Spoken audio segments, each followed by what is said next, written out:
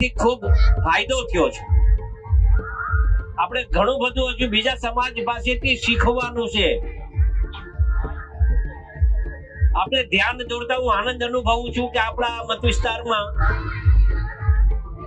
આ રામપરા સમૂહ લગ્ન થાય છે, આહિર સમાજના કોવાયા થાય છે, ભેરાઈ થાય છે, દરેક ગામડાઓમાં સમૂહ લગ્ન આહિર સમાજના પણ થાય છે।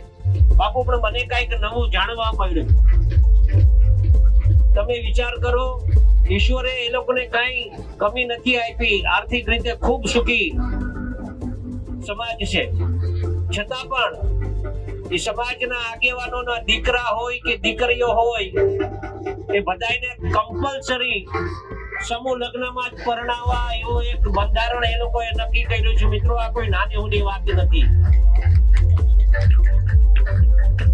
તમારે એમાં પછી એક વર્ષ સમજો ભેરાઈમાં સમૂહ લગ્ન છે તો બીજા વર્ષે ગેપ આપવાનો અને ત્રીજા વર્ષે પાછો સમૂહ, એટલે એક વર્ષે ગેપ આપવાનો।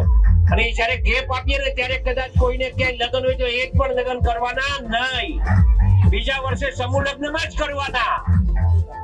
આવું જયારે બંધારણ એના સમાજનું કરે ત્યારે કોઈ પણ આવું બંધારણ થાય તો મને એવું લાગે છે કે સમાજને આગળ વધતા કોઈ ન રોકી શકે।